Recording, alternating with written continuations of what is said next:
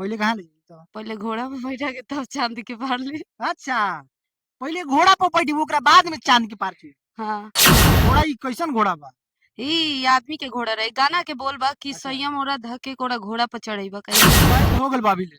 बहुत हो गेल बा। त ऊपर मने गिनावा ना जैसे 100 गो 200 हो गइल बा। अब शादी के कोनो गिनतिये नहीं कि शादी कितना भेल बा। रउआ सबन देख सकतानी इनकर शादी लगभग मने 100-200 से ऊपर हो चुकल बाटे। अभी कोनो गिनती नहीं के कि अभी कितना करियन शादी आ घोड़ा पर चढ़ के चांद के पार जाए वाली ये हई जौन आजकल जे बा से गाना बहुत ही इंस्टा पर ट्रेंड करता कि सैया मोरा ध के कोरा आ घोड़ा पर चढ़ई बा। नमस्कार, रउआ देख रहल बानी ताजा न्यूज बिहार और अभी हमनी के संगे एगो ऐसन एक्ट्रेस बाड़ी जौन एकदम एके बार में एके रात में चांद के पार चल गइल बाड़ी। आई इनका से मिलवावा तनी।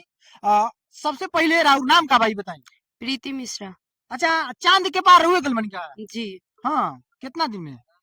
एक ही दिन में चांद के पार। माने एके रात में चांद के पार? एक ही रात में चांद के पार ले जाइबा का। कैसे? आदमी के अब जाए के मन बा चांद के पार त आदमी कैसे जा सकले, उड़ के जाई ही। उड़ के जाई हाँ। आकि घोड़ा पर चढ़ के? अब मान ली उहे नु घोड़ा पर बैठेम तबे तो उड़े। अच्छा, गानवा में कहत हो कि सैया मोरा धके कोरा घोड़ा पर चढ़इबो का? तो घोड़ा ई कैसन घोड़ा बा?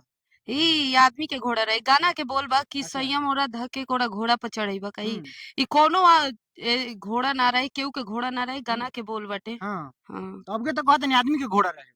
तो आदमीये के मतलब जैसे आदमी के साथे आदमी शूट कइले बा त उ आदमीये के नु घोड़ा पर आदमी बैठ के चांद यानी के कि ई आदमी के घोड़ा पर बैठ के चांद के पार जे बा से गइल रहू। पार। हाँ। हाँ, कैसन लागल जाके चांद के पार? बहुत अच्छा लागल। बहुत अच्छा। बहुत। जैसन लागे के चाहिए वैसन लागल। अच्छा, हाँ। अच्छा अभी जे बा से मने कहीं ना कहीं तोहर इंटरव्यू लोग करता त बड़ा जे बा से अश्लील रोमांटिक में मुंड में तू इंटरव्यू देत बाड़ू। तो तू बतावा सबसे पहिले कि कितना दिन से ई काम करत रहू तू? साल भर से काम करतनी। साल भर से? हाँ। साल भर में एकदम चांद के पार चल गइल बाड़ू। पूरा। हाँ, का कहबू दर्शक के? दर्शक के ये कायम कि प्यार आशीर्वाद बनैते रही और घोड़ा पर चढ़ैले आदमी रही। चढ़ता त देखत रही। हाँ, घोड़ा पर चढ़ैले रही आ जब चढ़त रही तो देखत रही आ प्यार आशीर्वाद बनैले रही ना? हाँ। हाँ। अच्छा तू बताव शादी-उदी हो गइल बा तोहर? ना अभी त नइखे भेल। नइखे भेल? ना। तो इस लाइन में काम करत तो अभी तकले त तार कम से कम 100 गो शादी हो जाए के चाही।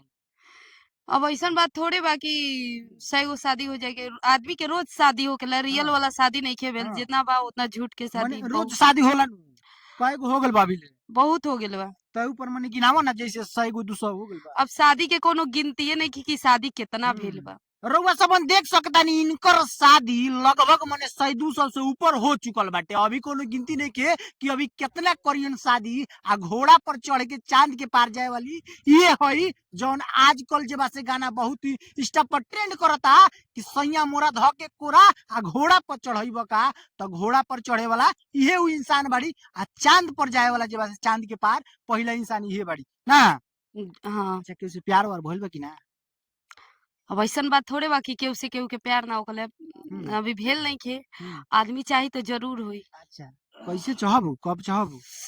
अब जवानी बा, ऐसन बात थोड़े बा कि जवानी घट गेल बा, खत्म हुँ, हो गेल बा। जवानी बा, आदमी जब चाही तब प्यार हो हुँ। जाई। माने कब चाहबू? लोग तो जाने के चाहता कब चाहबू, कब प्यार होई?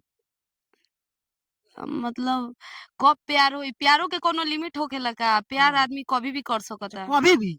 अभी ले कई बेर हो गेल बा? प्यार तो बहुत बार हो गेल बा। बहुत बेर हो गेल बाटे। बहुत। अच्छा कई आदमी चाँद के पार ले गइल तोहके? चाँद के पार अब आदमी जेकरा से प्यार करी उ चाँद के पार लेइये जाई। हाँ, हाँ। तो यानी कि जितना कइले होबू सब केहू चाँद के पार लेइये गइल होई? अब ऐसन बात थोड़े बा कि केहू से प्यार करेम त एक बेगे चाँदे के पार ले जाई। हाँ, पहिले कहाँ ले जाई? ओकरा बाद में चाँद के पार ले जाई? पहिले कहाँ ले जाई तो? पहिले घोड़ा पे बैठा के तब चाँद के पार ले। अच्छा, पहिले घोड़ा पर बैठी ओकरा बाद में चाँद के पार की? हाँ। हाँ।